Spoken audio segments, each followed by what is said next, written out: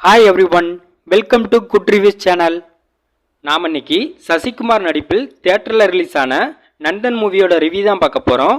இந்த படத்தோட கதை என்னன்னா, ஒரு கிராமத்தில் ஒரு குறிப்பிட்ட ஜாதியை சேர்ந்தவங்க மட்டும் பஞ்சாயத்து தலைவராக நியமிக்கிறாங்க. அந்த கிராமத்தில் உள்ள தாழ்த்தப்பட்ட ஜாதியை சேர்ந்த மக்களை இவங்க அடிமையாக நடத்துகிறாங்க. அந்த ஊரில் பாலாஜி சக்திவேல் பஞ்சாயத்து தலைவராக இருக்காரு. அவர் ஜாதி வெறி பிடிச்சவராகவும் இருக்காரு. அவங்க வீட்டில் சசிகுமார் வேலை பார்க்குறாரு. சசிகுமார் எந்த வேலை சொன்னாலும் செய்கிற ஒரு நபராக இருக்காரு. பட் சசிகுமாரை பாலாஜி சக்திவேல் ரொம்ப அடிமையாக தான் வச்சிருக்காரு. அப்படி இருந்துமே சசிகுமார் ரொம்ப விசுவாசமாக இருக்காரு.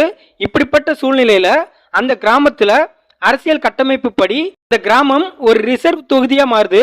இதனால இந்த கிராமத்தில் இனிமே தாழ்த்தப்பட்ட ஜாதியை சேர்ந்தவங்க மட்டும்தான் பஞ்சாயத்து தலைவராக இருக்க முடியும் என்கிற நிலைமை வருது.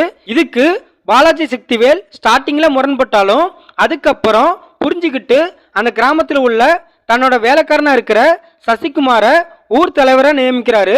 இந்த அரசியல் பதவி சசிகுமாருக்கு கிடைச்ச பிறகும் பாலாஜி சக்திவேல் வீட்டுல எப்பவும் போல வேலை பார்த்துட்டு தான் இருக்காரு. ஒரு நாள் சசிகுமாரோட அம்மா இறந்து போயிருந்தாங்க.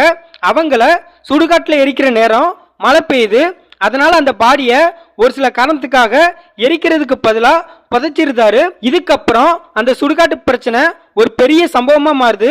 இந்த சம்பவத்துல சசிகுமாருக்கு என்னென்ன பிரச்சனை நடந்துச்சு, சசிகுமாரோட பஞ்சாயத்து தலைவர் பதவி என்னாச்சு, இதுதான் இந்த படத்தோட கதை. இந்த படத்தோட பிளஸ், இந்த படத்துல ஒடுக்கப்பட்ட மக்களுக்கு அரசியல் பதவியும் அதிகாரமும் எவ்வளவு முக்கியம் என்பதை சூப்பரா வெளிப்படுத்தியிருக்காங்க. ஜாதி அரசியல், சமூக அரசியல், இப்படி எல்லாத்தையும் இந்த படத்துல வெளிப்படையா காட்டியிருக்காங்க. இந்த படத்துல சில காட்சிகள்ல சில அரசியல் தலைவர்களையும் சில அரசியல் கட்சியையும் ஞாபகப்படுத்துற மாதிரி ஒரு சில சீன் வச்சிருக்காங்க. அதெல்லாம் படத்துல நல்லா ஒர்க் அவுட் ஆயிருக்கு. படத்தோட மிகப்பெரிய பிளஸ் சசிகுமாரோட ஆக்டிங் தான். முற்றிலும் மாறுபட்ட கதாபாத்திரத்துல ரொம்ப தரமா நடிச்சிருக்காரு. சசிகுமாரோட பாடி லாங்குவேஜ், டைலாக் டெலிவரி, இப்படி எல்லாமே இந்த படத்துல நல்லா இருக்கு. படத்தோட வில்லனா நடிச்ச பாலாஜி சக்திவேல் அந்த கேரக்டராகவே வாழ்ந்திருக்காருன்னு தான் சொல்லணும். அந்த அளவுக்கு ஃபர்ஸ்ட் கிளாஸா பண்ணியிருக்காரு. படத்தோட நிறைய சீன்ல தன்னோட ஈகோ பிரச்சனையால பஞ்சாயத்து தலைவராக இருக்கிற சசிகுமாரை தன்னோட வயலுக்கு போய் தண்ணி பாய்ச்ச சொல்வாரு. தேசிய கொடியை ஏத்த விடாம தானே கொடியை ஏத்துவாரு. சசிகுமாரை நடுரோட்ல ஊர் மக்கள் மத்தியில ஒட்டு துணி இல்லாம கேவலப்படுத்தி அடிச்சு மிதிப்பாரு. அந்த சீன்லாம் பாலாஜி சக்திவேலோட ஆக்டிங் வேற லெவல்ல இருந்துச்சு.